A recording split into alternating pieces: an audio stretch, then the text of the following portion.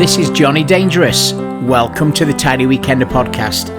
In this brand new episode, I'm going to be speaking to the creative mastermind behind all things tidy, not just the Weekender. As with the first podcast, you can expect some tidy tales. And let's face it, this guy has got a fair few stories to tell. This week, I'm speaking to the one and only Amadeus Mozart. Amadeus Mozart, welcome to the Tidy Weekender podcast. It's good to have you on your own for a change. You normally, you and Andy Pickles side by side for interviews, but for this, I think it's good to have a conversation with you, yourself and you. I think that's a wise decision, Johnny. I think sometimes when me and Andy are together, it can get confusing. We battle for airspace and we talk over each other. I mean, we've been together for a long time now, 30 years, so we know each other very well. But I've always thought, looking back over Tidy TV and interviews, that I'm a little bit better than him. We shall see. Yeah. So, can you remember when you first heard the idea for the Tidy Weekender? What did you think at the time? Yes, as I think it's been noted and documented, that it was Richard Scaife that approached us to do the Weekender. He'd had some dealings with us on the Tidy Vision tour and the first two birthday parties that we'd done, and so he was involved with us with a company called U-Boot. Richard came in as part of the team, and basically I think it was his first suggestion. You know, as soon as we employed him, I think his first thing he suggested was this Weekender. And I remember he approached Andy first, and then Andy said to me, Richard thinks we should do a Weekender. Of course I knew what Weekenders was. He didn't have to explain it. You know, the elevator pitch was, should we do a Tidy Weekender at a Pontins holiday camp? And I thought, yes. Didn't have to think about it, because obviously I'm old enough to remember the Northern Soul Weekenders and everything that's gone before. So although it was a new idea for our scene, it wasn't really a unique proposition. So once I'd heard Richard said do a Weekender, I just thought yes. I didn't know if it was going to be at Butlins or Pontins, but he said Pontins. Now, normally that would probably upset people and say, well, Butlins is a bit better than Pontins. But it didn't, because I love kitsch, retro, 70s, 60s stuff. So I thought Pontins is perfect. So I was very excited, and I thought it was a great idea from the offset. I had no objection. I just wanted to get stuck in and thought, this is a brilliant idea. And the timing was right as well, because Tidy was approaching its peak in the terms of traction. You know, there was lots of gigs, lots of tours. It was the right thing to do at the right time. It's no secret that you are the creative genius to have turned many of the ideas that have happened in Tidy into a reality. The Tidy Weekender must have been something of a challenge for you nevertheless, but it also must have got your creative juices flowing. It did, and you're right there. Genius is a good word. No, seriously, I'm the creative director, and Andy always describes Tidy as Tidy is a record label, but most of its creativity and its visualization is just shit that's in my head, and I just put it onto paper or put it onto, into film. So yeah, most things. Not all things, but most things that Tidy do are something that's in my brain. But the Weekender, like I said, I just said there, it was easy to get the concept.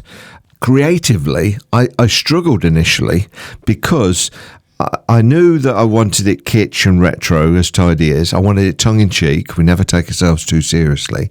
So I wanted all those ingredients, but initially we didn't have the concept until Tidy Weekender 5 that it was going to be sort of themed as far as fancy dress. So the first 4 Weekenders, we never really got to grips with, wouldn't it be good if everybody's in fancy dress? So the first one was, okay, what's it going to look like? And I played around with a few ideas, and I collect a lot of retro magazines, books and stuff, and I was going through my collection, and I bought a load of old American magazines in a big pile that was in my studio, and I was just flicking through them, and they were full of naked people.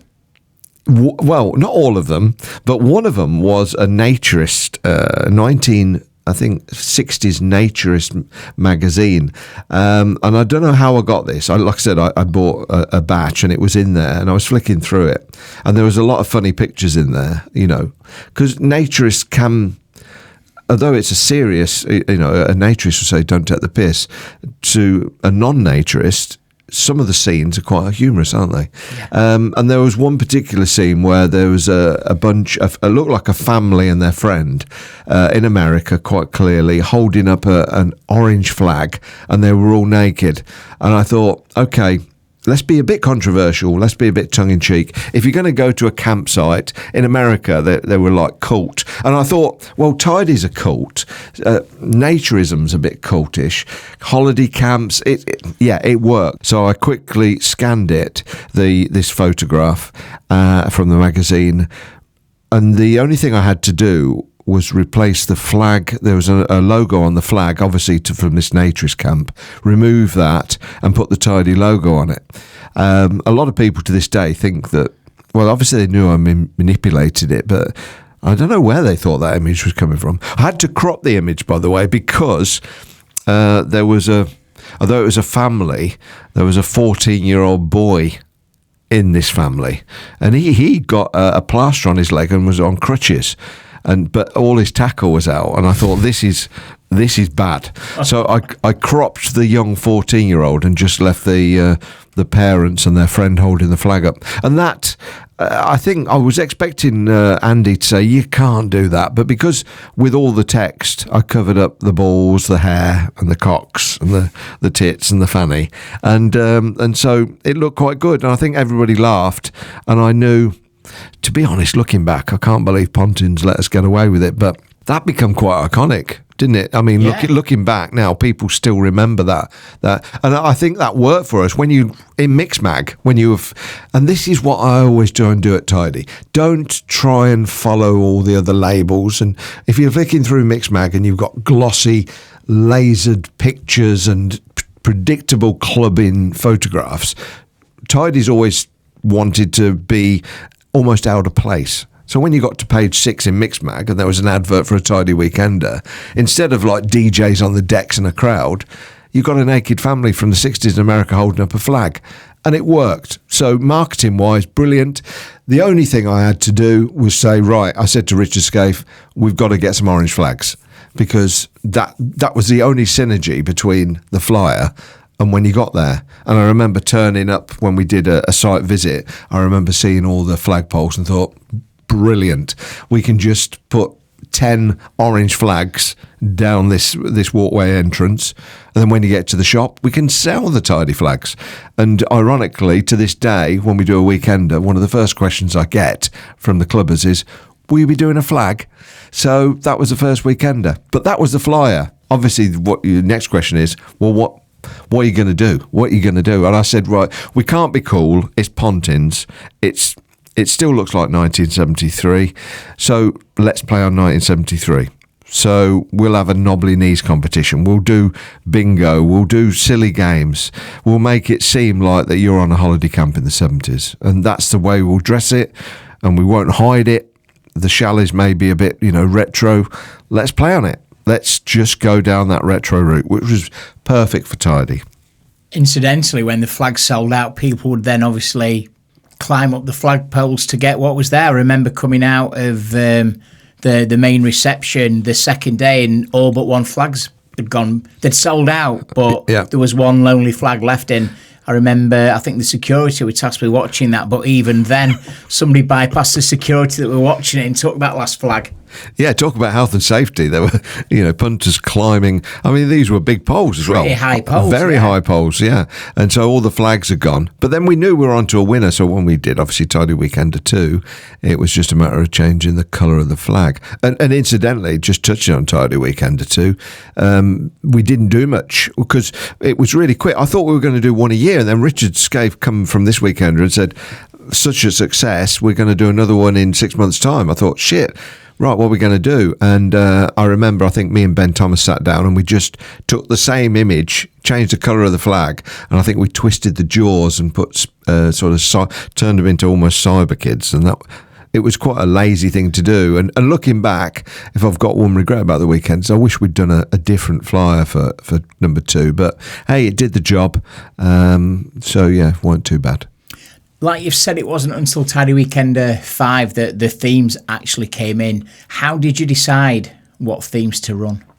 Yeah, well, like I said, Tidy Weekender 1 and 2 were the same flyer, and the theme wasn't really a theme. It was, come dressed in whatever you want. Tidy Weekender 3, we had a whiff of a theme, which was Holiday on the Buses, because it was filmed there in 1973. And in fact, if you go to the gates, there's a blue plaque there showing you where it was filmed. It's a cult film. I recommend anybody to watch Holiday on the Buses. So I thought, well, at Tidy Weekender 3, let's play our Holiday on the Buses. Tidy TV was doing well. We got a big bus, which I think Richard's explained about how we got the bus.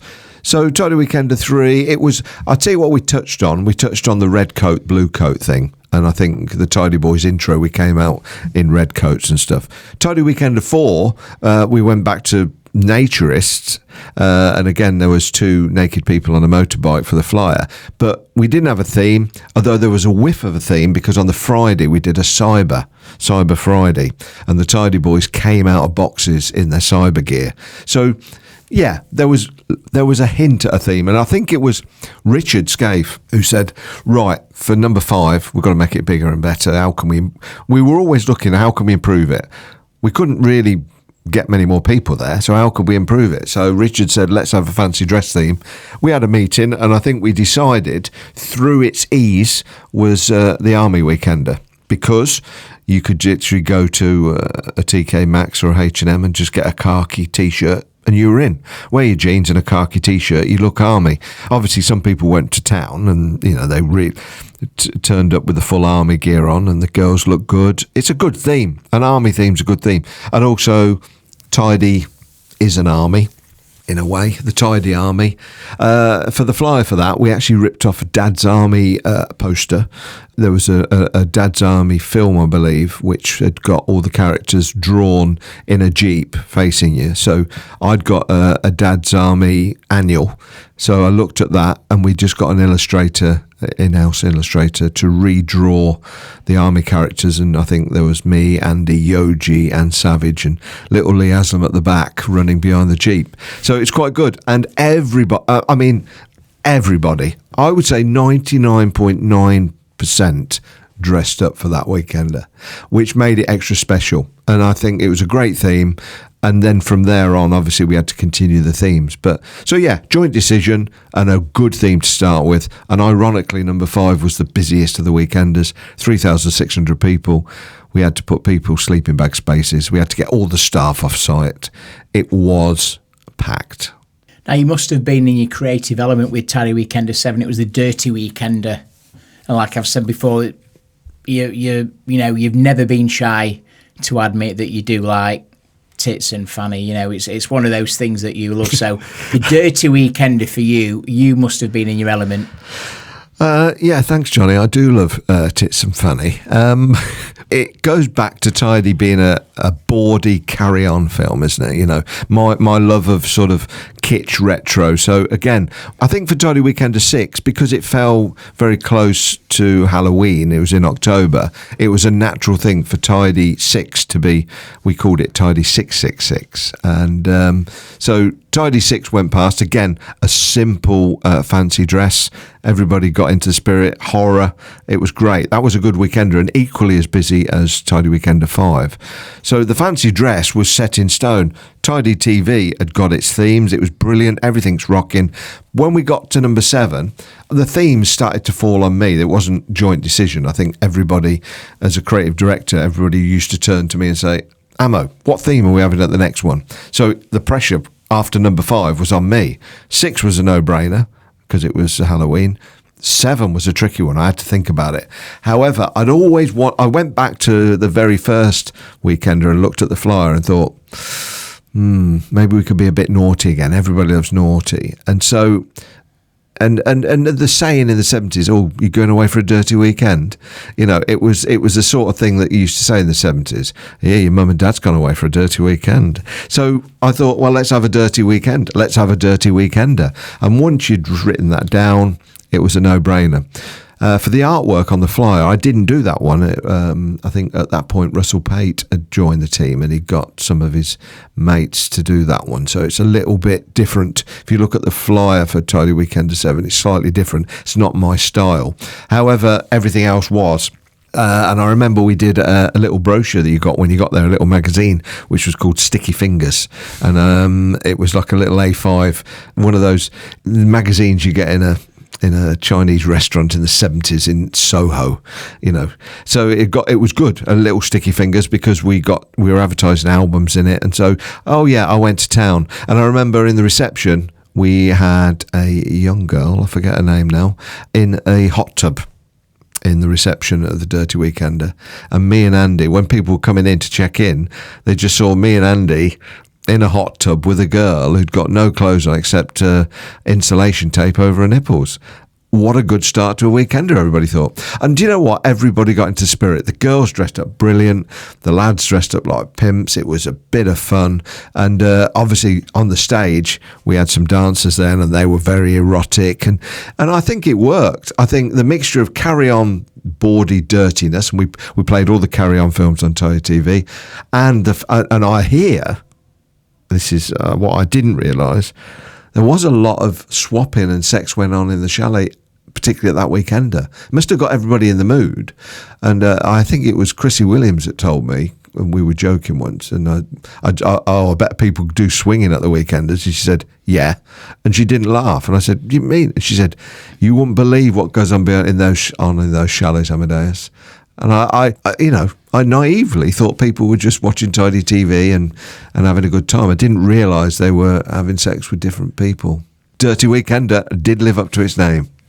So what was your favourite Weekender theme then, and why? There's been so many over the years. Are you talking purely theme and not the theme? Not Weekender itself. Okay. Well, I can probably give you a top three. I think my favourite was what we've just talked about, which was the Dirty Weekend, because there was lots of things you could get your teeth into with the Dirty Weekend. Literally. Quite literally. The Army was the best represented, but I tell you what I did quite like, and a lot of people forget, I like Tidy Weekend 11. I like the school reunion one, which was quite good, because obviously it's a common theme, isn't it, when students do it, that school reunion, and it was a nice easy one as well. Get a white shirt and get a tie, boom, you're in. So I thought that was quite a good theme, the school reunion.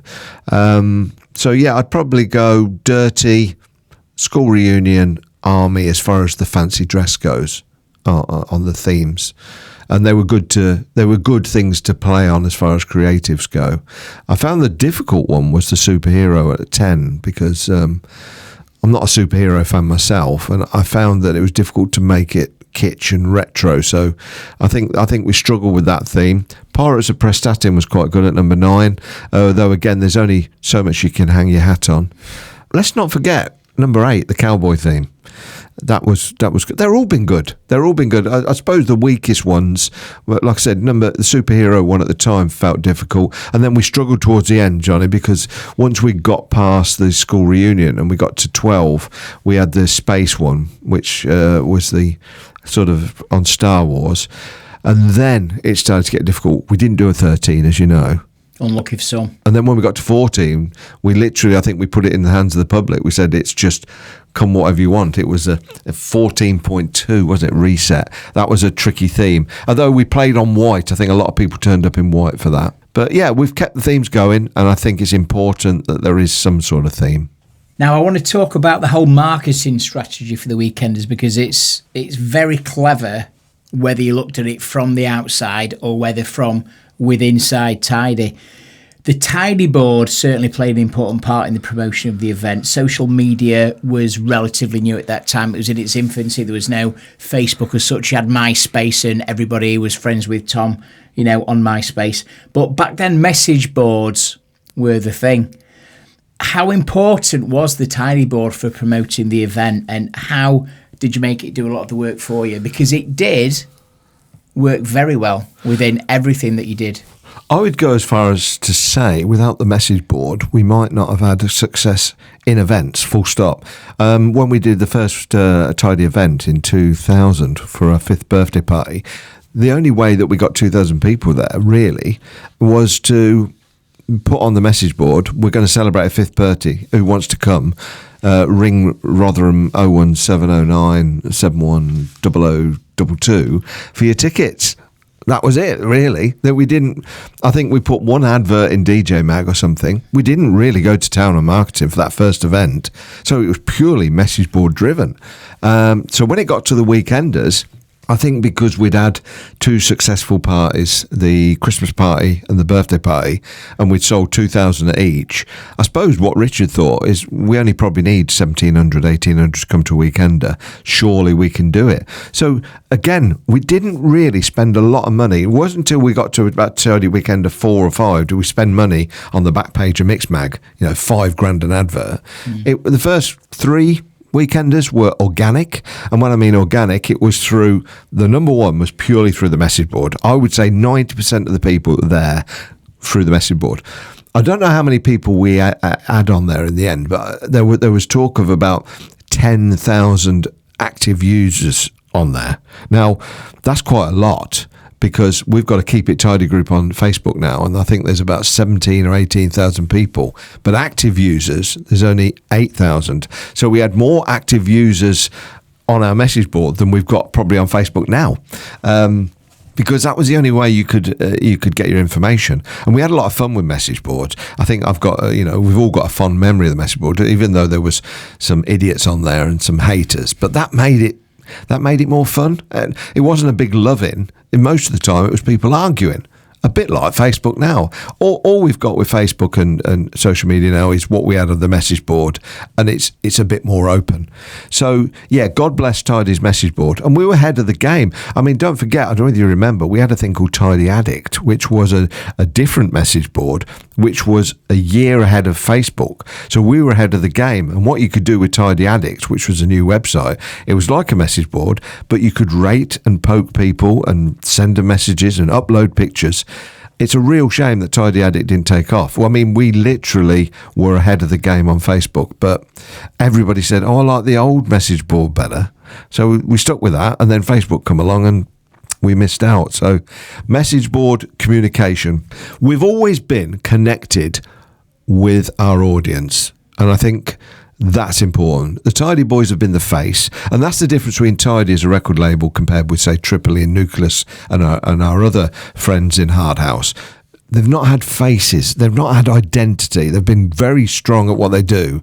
And I think because the Tidy Boys were sort of the mad puppets at the front, and we led from the front, so we weren't shy in wasting my nights chatting to, I would be up till 2 a.m. answering people's messages. Somebody would say, when is there going to be a Resonate album coming out next year? And I'd be up till 2 o'clock in the morning replying to them. So I think all that hard work and mad effort, it generated momentum. So when it come to the weekender, it was simple. Put a message up there. Who would like to come for 3 days and 3 nights, a mad hard house party at Pontins? Yes, please. Simple. Now, these days, social media is obviously an important tool for marketing. You can't do anything without having a platform on social media these days. You've got to be active on all of them as well. You can't just have Facebook. You can't just have Twitter. You've got to be, multi-platform. Can you give us an insight into just how you make platforms like Facebook, Instagram, Twitter, work for you? And also, you've added Twitch to the fold now with what you're doing. What goes into making it, an effective marketing strategy? Tidy's always been ahead of the game when it comes to marketing and the internet and websites and social media. So if you go way back, we were one of the first record labels in 1996 to have actually a website. And by 98, we had a website with a shop. In 2001, we were turning over $27,000 a month on an online store. But, Tidy TV was ahead of its game back when we did Tidy Vision in 1999, 2000. You know, what we were doing was ahead of the game of YouTube. It was random content, user generated stupidity. It was ahead of the game on YouTube. So whether it be Tidy TV, or whether it be our own website or message boards or Tidy Addict, we've always tried to be there first or upfront about it. So when Facebook came along, although I think it was set up in 2005, it didn't really gain momentum in the UK till 2007. September 2007, I was on there straight away, instantly. I was on Twitter the week it came out. So I've always been personally on social media, because, as you say, without it, you haven't got a voice anymore. But there's a fine art to it, Johnny. There really is. I'll be honest with you, and this is a chance for me to get it off my chest. A lot of people do Facebook. Let's use Facebook. They do social media and Facebook wrong, on a personal level and on a business level. Particularly on a personal level, people don't know when to stop with their personal life, and there's a fine art. People think I'm very open, which I am on Facebook, and they probably think that all my life's on Facebook. There's your photograph of your dinner. You going out with Ange. You're doing this. You're doing that. Everything's on Facebook. It isn't. I tell you now. 20% of my life's on Facebook, 80% isn't. And it's a fine art in getting that right. And the balance as a business, I think there's a sweet spot where you use it as a business and also personal. People don't want me to go online all the time and say, sell, look at this, come to an event, do this. They want to see what I've had for dinner and my love for Cherry B, and, you know, and also occasional controversial things like getting into debate going. One thing I learned very early on, way back in 2007 and 8, that you get more traction if you asked a question, or if I said I fucking hate Top Gear, I would get a lot of interaction. And then if I've got an album to push or an event, I knew that in the afternoon, if I was going to push an event or an album or tickets, in the morning I would slag off Top Gear, because I would get momentum on my own wall. People coming to my own wall, and then all of a sudden here comes an album to promote. So there's a fine art. And also, I think you've got to be real. I find that if there's a wanker on Facebook, he's probably a wanker in real life. And a lot of people say, oh, there's a real life and there's Facebook. No, they're the same. Trust me, they're the same. If it's a wanker on Facebook, there's a wanker in real life. There, I've said it. So social media is important. You've got to get your personality, your brand, and your business across. Tidy, once again, has the fortunate of sending itself up. And with me and Andy have said from day one, if we take the piss out of ourselves, nobody else can take the piss out of us. If you take yourself too pretentious and you have photos of you completely smooth with a filter and you're saying, morning everybody, let's smash it, who's up for it, let's bang it out today, life's great, I'm fucking fantastic, you're shit, and you've got this air of superiority, I think people don't warm to you. But I think if you put a post up and say, I feel shit this morning, I hate fog, and I've got a bad headache, I think that's more of a genuine post. It's real life. So we've tried to be real with social media. But going to your point, finally, the nightmare, it used to be good when we had just Facebook. Now we've got Instagram, now we've got Twitch, now we've got Twitter, now we've got TikTok and Snapchat.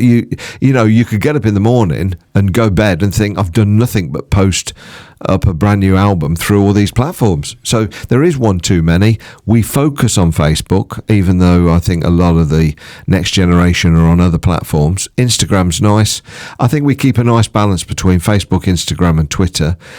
TikTok's not for us. I think, you know, particularly a lot of us are quite old. I think a 57-year-old man on TikTok needs their loft inspecting.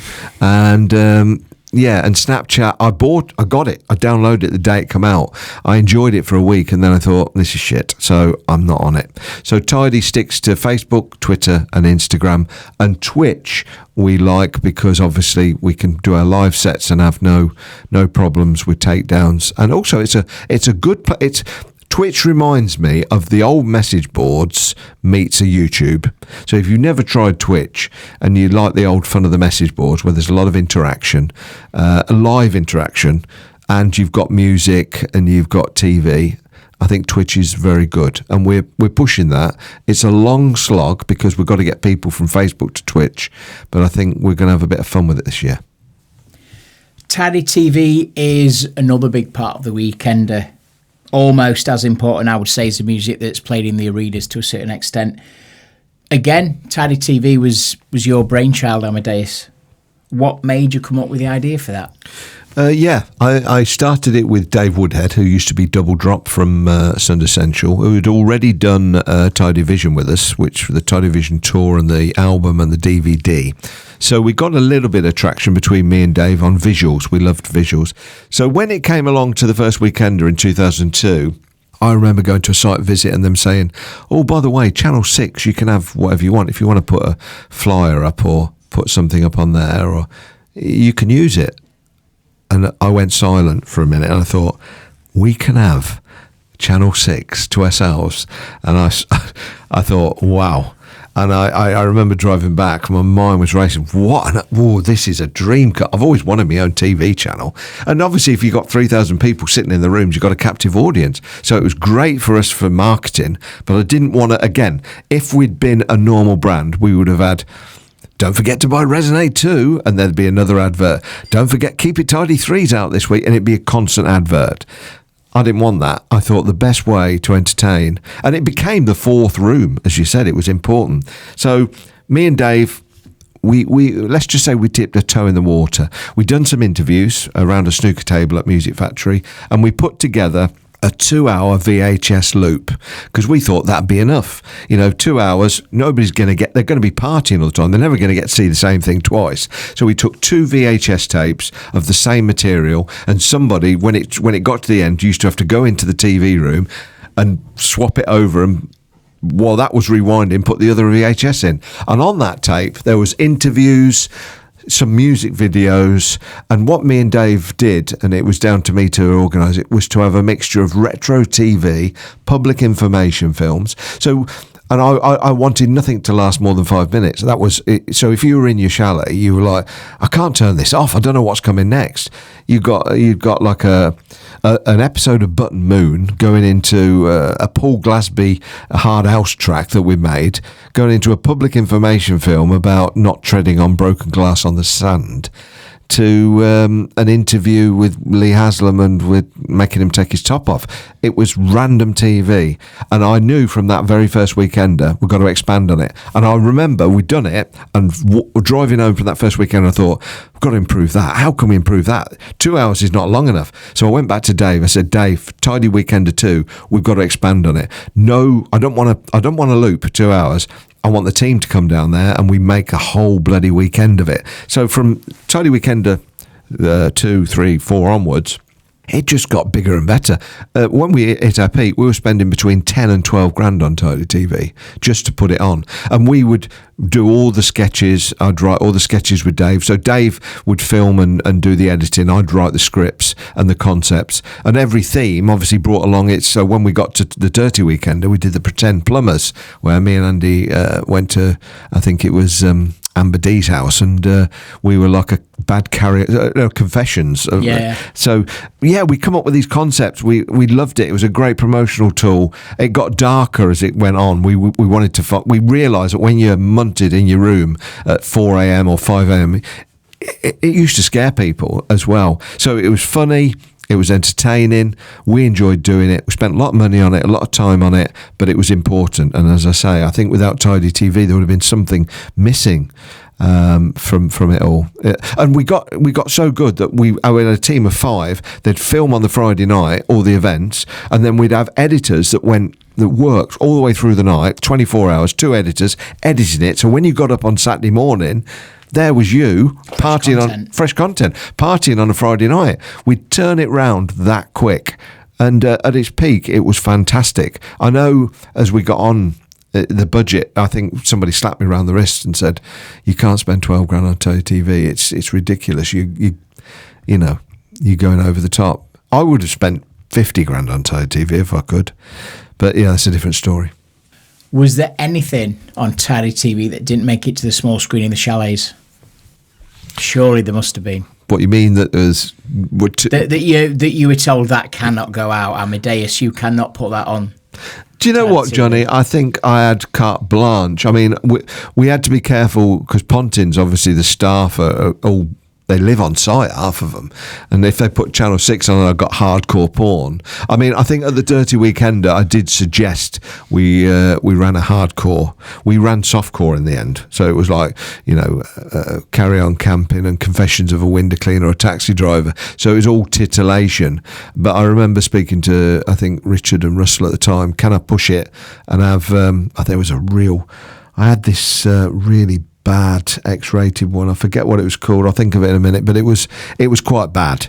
It was 70s porn, but full penetration. And I think they thought, look, if the manager comes down or head office come down and they just see people just having anal sex on the TV, Channel 6, it's a family holiday camp, isn't it? I could just see the headlines, you know what I mean? So we didn't push a luck. So, yeah, Tidy Weekender 7, I had to rein in the hardcore porn. The recording schedule for Tidy TV was quite intensive. How did you manage to juggle that alongside running the label? Yeah, it was quite hard. What we tended to do, I tend to put it to the back of my mind. Me and Dave used to say, right, okay, 6 weeks before the Weekender, we would start. Don't really think about it until 6 weeks before, because if you did, you'd do nothing. I'd get no work done. So what happened is 6 weeks before Weekender, the first 2 weeks I would write the scripts and the concepts and the ideas of what we're going to do. Then we'd film it on the second 2 weeks and Dave would edit it on the third 2 weeks. So that was a 6 week schedule. Yeah, that was basically it. I mean, some were elaborate. I remember when we did At Home with the Tidy Boys, that was a half-hour episode, so a lot more script and work had to go in that. And that was just a spoof of, everybody assumed that me and Andy lived together in Sheffield in a terraced house, and we were like Morecambe and Wise and we stayed in the same bed. So we said, well, let's pretend that we do then. And, and then in the kitchen at lunchtime, we practiced dancing to Heaven's Cry. So, again, we spoofed ourselves. But the schedule was quite good. The hardest part, Johnny, was not writing the scripts, but it was actually, I used to sit there with an Excel spreadsheet trying to work out, and I was pedantic and OCD about this, about what order it goes on Tidy TV, the timeline. So I used to say, right, okay, if we've got a cartoon, if we've got rhubarb and custard, it's got to go into a bit of Hard House, and then Hard House into Carry On Camping or something. And so I never wanted two cartoons together or a public information film. So it had to, although it looked random, there was actually a lot of thought went into its randomism. Do you know what I mean? Quite serious about the programming, and it wasn't just throwing. No, it wasn't together. No, it wasn't. It was. I've even got in my office. I've still got the original schedule for Tidy Weekender 1 in what order it should go, and red was a public information film. I'd coloured labelled it all up, and by that looking at it, you could see there was not two reds together. So it was important that it did flow randomly, but in a way that you thought it kept your entertainment up. So when you just had enough of this 70s cartoon, boom, here comes a bit of Hard House, got me interest again. Oh, what's this? It's and we actually approached Sky about having our own TV channel in about 2004. Because we wanted Tidy TV to be, everybody kept saying, you should do this on, if it was a Sky channel. We looked into it and Sky were interested, but they said you need £1 million to set it up, which put us off. But I always said if we did have a Sky channel, nothing would last more than 5 minutes. It would be random TV. I still think there's room this day for a channel that's just a mashup of random stuff. I think it's casual viewing. You just stick it on. And what I like about random viewing, there was going to be no format to it, so no schedule. So you wouldn't be able to say what's on Tidy TV tonight. I don't know. You got to watch it to find out. It could be anything. So that was its secret to its success. And I'll tell you now, I've got emails and messages now, and they all say the same thing. Will Tidy TV. The other thing that I don't know if you touched on is the diary room. User-generated content, again, ahead of our time, way before YouTube. We would get people, as you know, at a Weekender in a box with a locked-off camera, and we would get them to talk cod shit, quite literally, for 5 minutes in front of a camera, and we would edit it and put it on the next day. And I've got a lot of uncut Tidy TV footage from the diary room, which we're going to upload to our YouTube channel. There's a lot of unseen stuff because everything had to be edited tight. Like I said, nothing was longer than 5 minutes, but we've probably got 8 hours of diary room that was never seen. Wow. So I'm looking forward to putting that up on YouTube. And that was quite entertaining. The diary room was pretty entertaining. Yeah, you saw people, let's just say, let the hair down. Yeah. Their inhibitions go. And so the diary room, we've got to bring back. So which are some of your favourite Tidy TV sketches and which ones stand out for you? If you had a top 3, what would they be? Top 3. I did like, again, it always goes back to that Dirty Weekend. I mean, it wasn't a sketch, but there was a show where we were in a sex shop and me and Andy pretended we had a sex shop called Sticky Fingers. And it wasn't a set. We went to, there's a famous sex shop in Sheffield. You probably know it, Johnny. It's called, not La Chambre or something, but there's a sex shop in Sheffield. It's still there. It's a swingers club, I think, La Chambre. Yeah, it's just up the road from there. Yeah. I thought I saw you going in the other day. It's just up the road from there. And we called it Sticky Fingers, and we had T-shirts made. And what we had is the DJs turn up, like JP and Jukesy and Andy Whitby, and the premise was they'd turn up to return something they'd already bought. So, JP and Jukesy would return with a massive black mamba dildo and say, oh, it weren't big enough. So it was a good scene. And my favourite sketch from that was we got Gay Darren to do the spunk test. And what he had to do, we had 3 pipette trays of famous DJ spunk, and he had to taste a little bit and then work out what the DJ was, and then he'd go, that's Andy Farley, and then he went to the second one, he went, that's Judge Jules, and then the third one he went, and he had to get it right. We said, come on, if you get this right, you get a prize. He said, oh, that's Lee Haslam. And then the joke was, it wasn't Lee Haslam. We said, oh, you're really close. It was Lee Haslam's dog, Patch. And then Lee Haslam would bring a dog on called Patch. So, Gay Darren had tasted his dog Spunk. So that was a good one. The other one was Pretend Plumbers that we did with Amber D. That was filmed at Gay Darren's house, actually. So it wasn't done at Amber's house. And that was a good script to write. And my other one was At Home with the Tidy Boys. I enjoyed doing that because we sent ourselves up. But a lot of people remember Through the Keyhole, through the DJ keyholes. They were good because we got to go into people's houses and they weren't scripted as such. We'd run through the house first so I could monitor where the jokes were. But mainly it was us going through DJ's houses and making it up as we went along. So it was enjoyable to do those. So yeah, those are my favourites. Was there ever a worry that people would stay in the chalets and not come out just to watch Tidy TV because it was really good TV? Yeah, there was that worry. I think if a mixture of when people used to party too hard on a Friday, they used to do too much, and let the hair down too much. Saturday night was always a difficult night to get them out because they were just wrecked. So we'd have less people on the dance floor on a Saturday night because they'd overdone it on a Friday.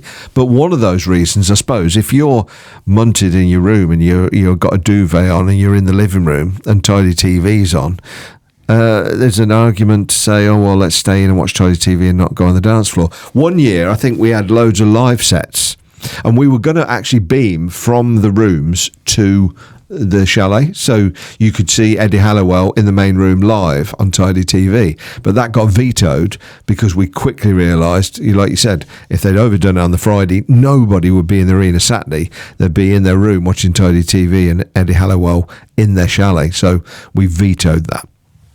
Is it making a return then to the weekend, or will there be Channel 6? Will it be Tidy TV? Channel 6 will be back. What happened towards the end is we didn't run out of ideas, but the money, we weren't getting the 3,600 people, so some things got cut back. We decided that we'd cut back a little bit on the budget of Tidy TV because I was getting carried away. It was getting too elaborate.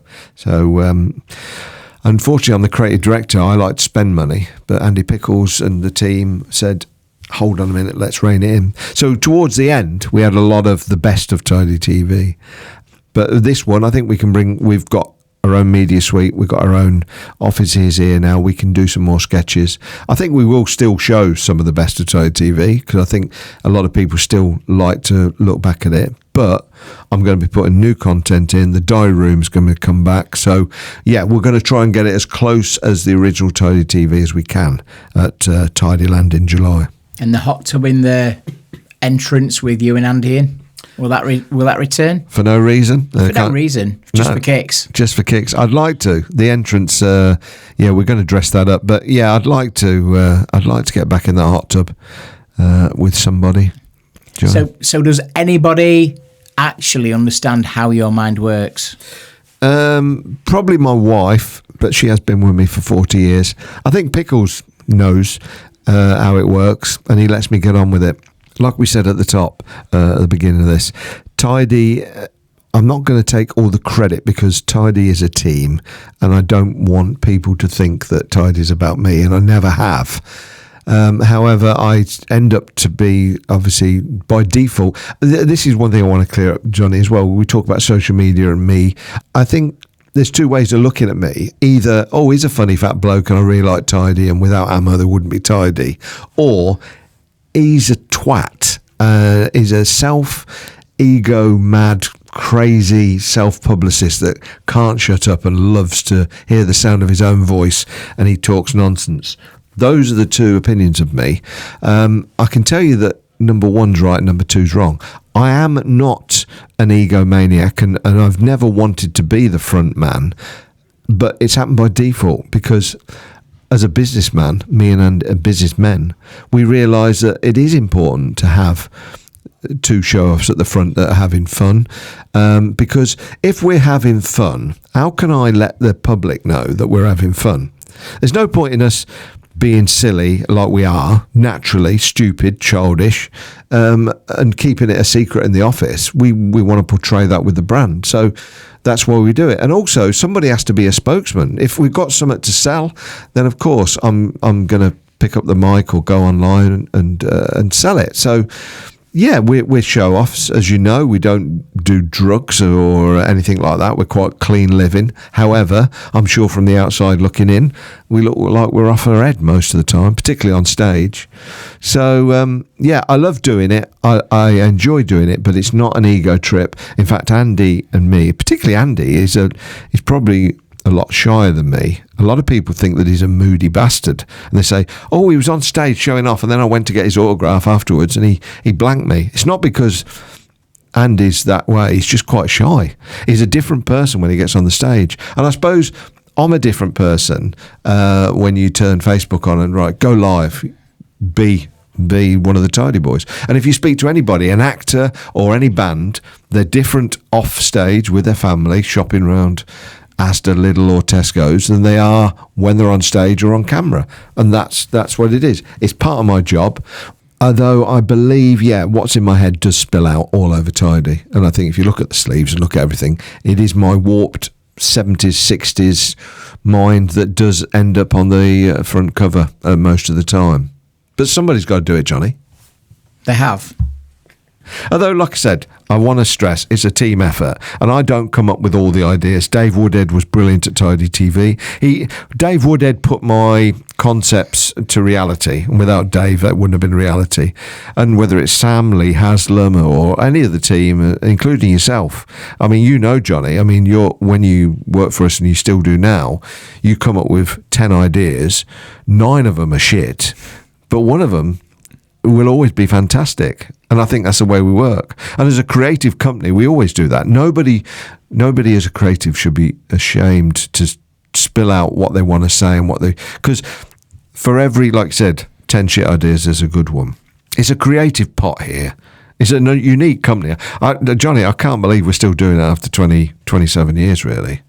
The weekenders, the events, and the fact that we're all in this office having a laugh, making music, I do feel blessed. But and finally, I want to thank obviously everybody for supporting us, because as Andy's famous quote is, it's when we're doing events, it's a big empty room if you're not there. And the support, and people have bought into Tidy, the tattoos, the collections, and I think the punters, the clubbers and the fans are just as mad as us, and I think if they weren't, it wouldn't work. If we're just going to take the piss, they're taking the piss. They're in on the joke. It's one big happy family, and it's great. And I'm really looking forward to this weekender because it's been a long time coming, this one. Do you know, I think this one, because it's been put off twice, will make it even better. I agree, yeah. I think people are so gagging for it. And what I like about this one is people from I've got messages from people who only went to Tidy Weekender 2 that are coming back to this.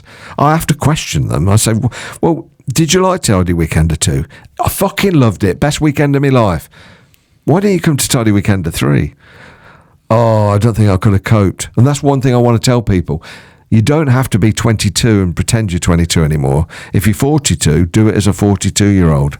And that's what's good about this Tidyland. We're making the daytime more important or just as important as the nighttime.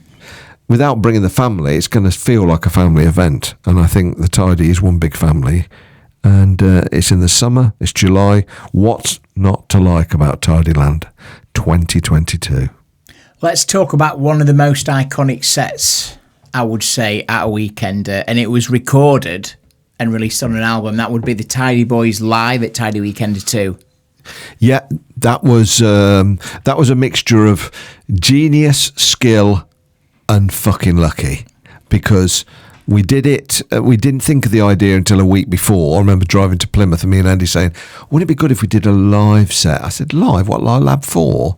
No, he said, not like Lab 4. He said, no, really live. And I said, well, what do you mean? And he said, yeah, if we've got like samples, an Akai sampler, a keyboard, CD, vinyl, cut-ups. I said, well, sounds good in theory, but when are we going to get to do it? We're not far from the Weekender now. Well, I'll tell you what I'll do. We'll come at the idea Wednesday, we'll write it down, we'll practice Thursday, and we'll do it on Friday. And that was literally how we done it. We did literally run through a set. I think we writ it down. We practiced it, I think, 3 times on the Thursday because we didn't go down to the Weekender until Friday. And when I mean practice it, we done it in a studio. And Andy had a keyboard, and we got all the samples from Tidy Event, and they literally put stickers on the keyboard so he could see what was Black is Black, what was, what would you like to hear again, and because the house gets warm. So he had all these samples. We worked out sort of roughly what we were going to play. Vinyls. I had some vinyl with some sort of sequences on. We had some CDs with some sequences, mixing it all up. It was quite precise. And like I said, I think we practiced it 3 times on the Thursday. Got it right once, got it wrong twice. And I said, look, let's just wing it in the end. Let's do it as if we're doing it in the bedroom. And if it works, it works. If it doesn't, we can just have a laugh and say sorry. And lo and behold, give or take, it was pretty spot on. It was almost perfect. And I remember the only thing was bad was me and Andy didn't really smile through the whole set, and a lot of people are used to us mucking about. Well, that's because you were concentrating on what you were doing, because it was live. For the first time ever, we were concentrating on what we're doing. I mean, mixing records together normally, we can do it in our sleep, but because we were concentrating, I remember Anne Savage, who was well wrecked, God knows what she was drinking, but she come on the stage because I think the Tidy Girls were on after us, and she got these boxing gloves, and she thought, quite rightly, normally she'd get on the stage with the Tidy Boys and have a laugh, and so she was like knocking the records, and I'd put all the CDs in some sort of order, and she was just messing around. Didn't realise, Anne, we're fucking doing this live. This isn't us messing around. So I remember having to be stern with her and say, Anne, leave me alone. I'm concentrating. I was sweating buckets, but yeah, we enjoyed it when it was finished. I remember coming off and looking at Anne and saying, we got away with it, and everybody loved it. It was Tidy's 7th birthday, and it got recorded. We were lucky it got recorded, and it's gone down in history. And I just looked at the streaming actually on Spotify, and it's our most streamed album. A lot of people say it was the ultimate. God knows why we put Holidays Are Coming from the Coke advert towards the end. I'll tell you why I put that in. I just thought we were going to throw out some T-shirts at the end. I thought, well, what could we put? And it, although it was October, we just put that in. Holidays Are Coming, and ever since then, everybody's when we play a set, we play the Coca-Cola theme tune. It's mad, isn't it? But yeah, it was a good set. We enjoyed it, and I think the catchphrase is "We got away with it." Really I think it was the first non-jewel case Tidy release as well that came in a cardboard sleeve, and it's one of the most sought after albums online. Prices for it online, and whether you go to Discogs or eBay, can be quite high. Do you know, Johnny, that's what I like about you. You're an anorak, aren't you? I mean, I would knowledge. I wouldn't have even remembered that was the first digipack and not dual. I wouldn't have even remembered that. I remember one thing that pisses me off, and I blame Lee Aslam. I think the Resonate series. They were all in digipacks, and then somebody decided to cut corners on Resonate 5 and put it in a crystal case. I went mad. You should have seen my face. Anyway, that's for another podcast. Yeah. It is. Let's talk about the theatrical aspect then, because you're well known for your intros. You're one of the only DJs that really started the whole intro thing. Other people have done intros. They've been pretty poor, but yours are not just an intro, it's a show, it's theatrical. Yeah, Rod for our own back, I think you'd say there. Well, we were one of the first DJs to take a CD out in 1999. We'd take a small CDJ 100 out because we wanted to make our sets different from everybody else. And we realised if you're following Lab 4 or a DJ that's playing at 160, there's nowhere to go. So we decided to make an intro out of all the Tidy samples with some crowd noises, whooshes and bangs. And so the Tidy Boys had already got a premise for opening with an opening. DJs didn't used to do that. If you listen to Lisa Lash's set and Paul Glasby, they'd start with a kick drum, and it worked for us. And I think people used to go, you'd know when the Tidy Boys were on. So we'd already got a premise of a sort of audio intro. So when it come to the Weekender, the first one, I think I redid a new audio intro, and I think we just walked on and waved. The second one, I think we had what was called a kabuki drop, which was used on stage quite a lot, where you've got a lit up screen and you're behind it as a silhouette. And that was the first intro at the Weekender that was, I would say, is a proper intro.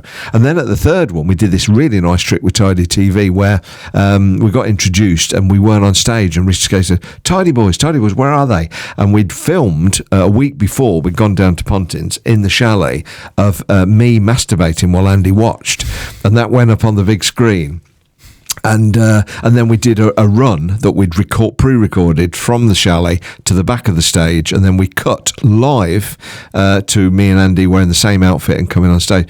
So yeah, once we got that, we had to get bigger and better. One of my favourites was the cheapest one, was Tidy Weekender 4, when we just burst out the boxes dressed as cyber kids, because we'd got these cardboard boxes on stage, and obviously we weren't in them all night. No. But 3 hours into the show, people thought, what are them boxes? And then we came out with big surprise. That was a cheap trick, really well done. Then we thought, well, how can we beat that? And then that's when we spent $3,500 on zip wires at Tidy Weekender 5, and we were up there for 2.5 minutes, 2 minutes probably, $3,500, blowing the budget on the Tidy Boys intro. That was spectacular, though. But there was only you that was allowed to use it. Nobody else could have a go. Only me and Andy, yeah. We were the only ones insured to use it. That's why. Not as showing off, Johnny. And then the worst intro we've ever done was Tidy Weekender 6. We followed it up. We said, how can we beat it?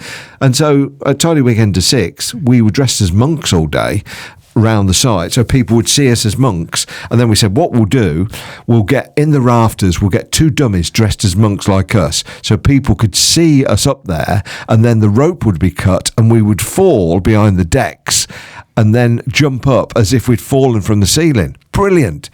But where it went wrong is Simon Barrington and his team didn't light the monks at the top, so nobody knew they were up there. All it looked like was we were jumping up from behind the decks and waving. Shit intro. But yeah, the intros, do you know what? They're the bugbear. I wish we didn't do them. I'll be honest, because I know everybody loves them, but every time a Tidy Boys intro at Weekender happens, I have to think of some mad way of getting us on the stage. So we've had zip wires coming out of boxes, and we've done everything. We've dressed up as pirates and parrots, and we came out with paintbrushes at 14. Everything's been done. So do you know what? The biggest stress for me being up to Weekender, when Andy looks at me and says, what's going to be our intro? And I go, oh no. So not only musically do I have to think what we're coming out to, the first track, I have to think what we're going to be dressed as, what we're going to do. And I'd say it takes up a lot of my brain space. Yeah, I regret doing the intros, but I know that they're part of the Weekender. It's tradition. And when we do it, and we do it well, it's good and we enjoy it, don't get me wrong. But we have done some bad ones. When we did the school reunion, I come out as Britney Spears. Now I've seen that on footage. But do you know what the worst one for Andy is? I'm not really supposed to talk about it. Tidy Weekender 7, the dirty one. because Andy came out in... literally came out. It quite literally came out.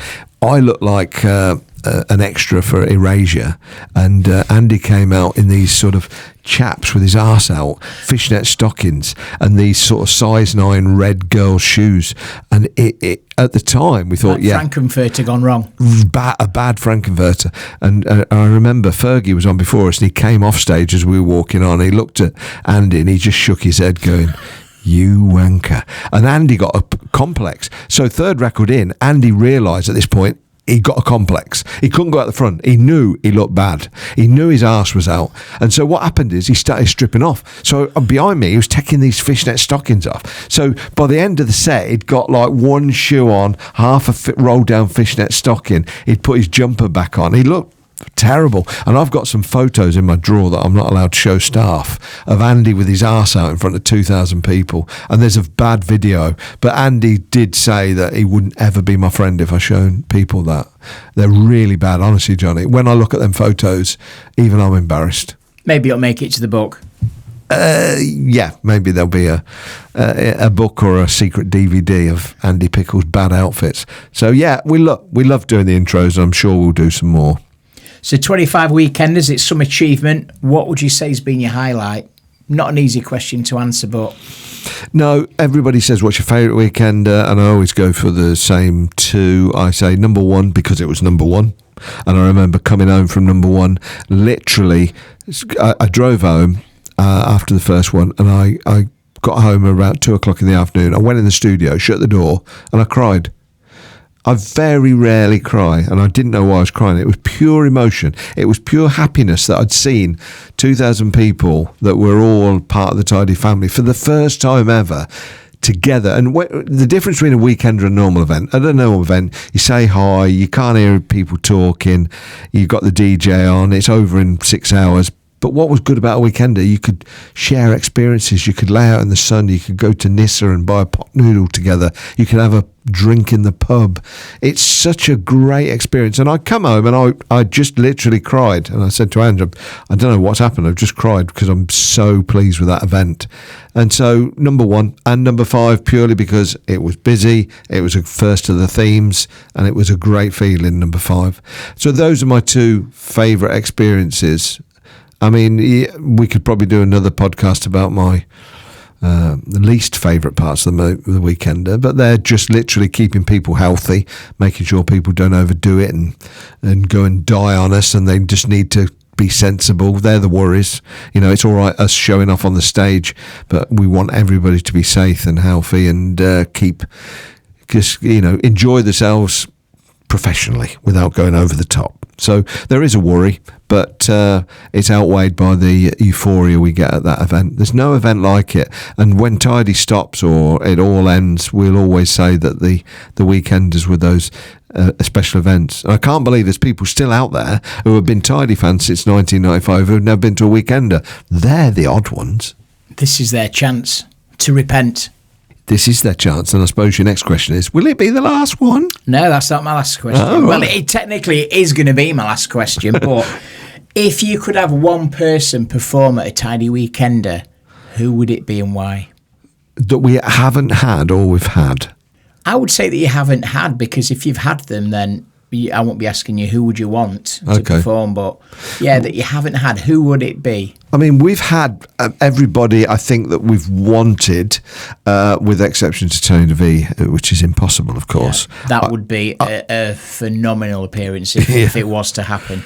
Yeah. Now, we nearly made it happen at one of them. When I say nearly, the closest we got was when we had the trade room in room 2, if you remember that. Yeah. And we found a set that hadn't been played out by Tony, and we literally had a picture of Tony up in room 2 with the set playing and nobody playing, which I thought was quite a nice touch.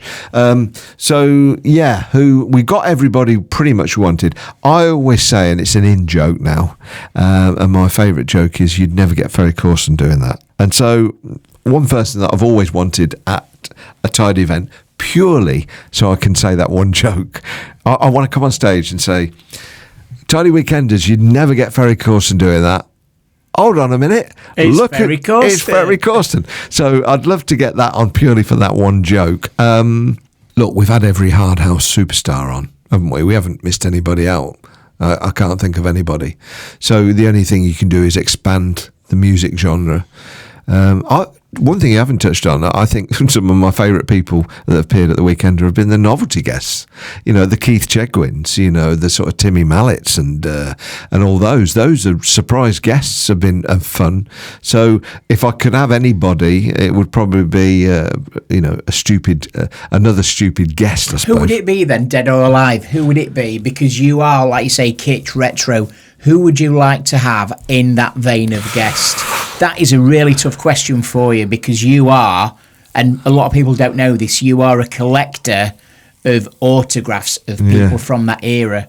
Of all these famous 70s and 80s TV stars that, as kids we used to watch on a Saturday evening. Yeah, Who would you have?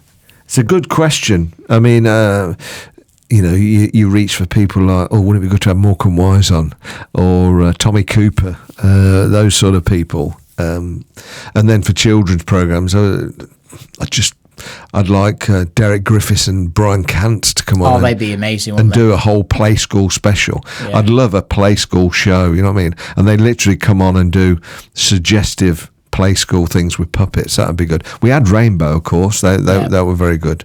But yeah, play school would be good. So yeah, ultimately, your Morecambe and Wises and your Tommy Coopers would have been good.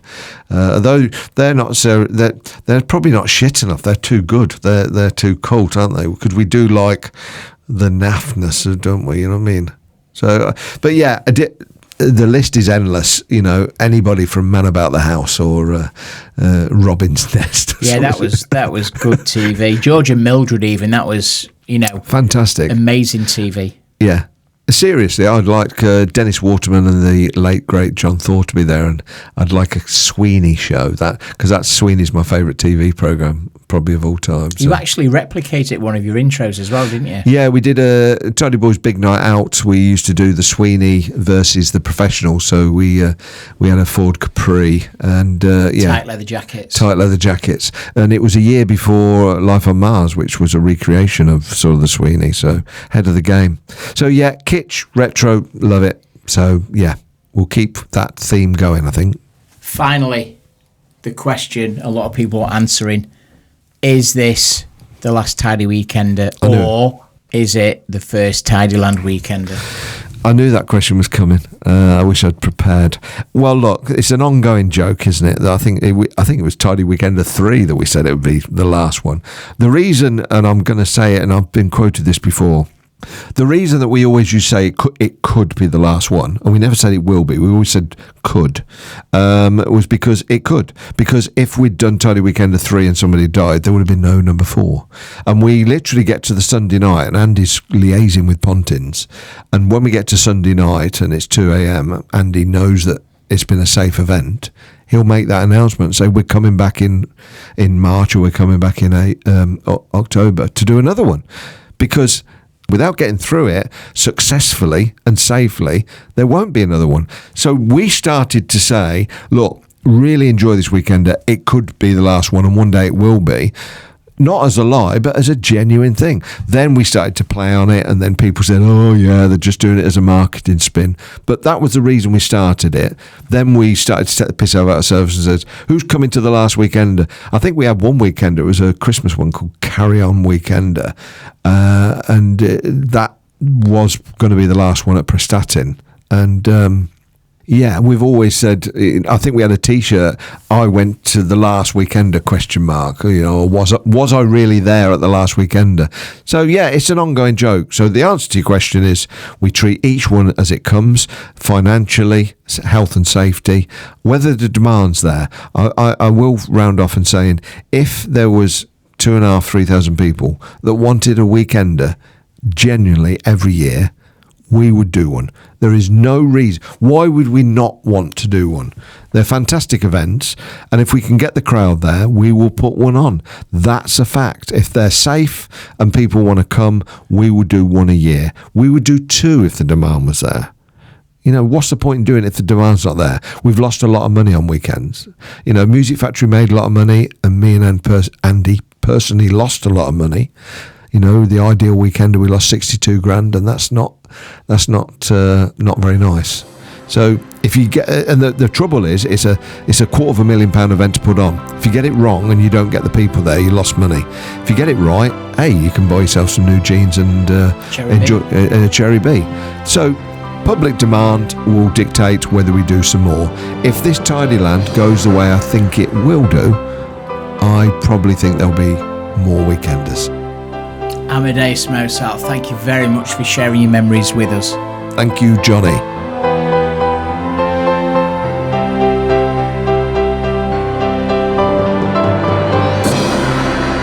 Thanks for listening to the Tidy Weekender podcast. Please favourite us so you don't miss the next episode.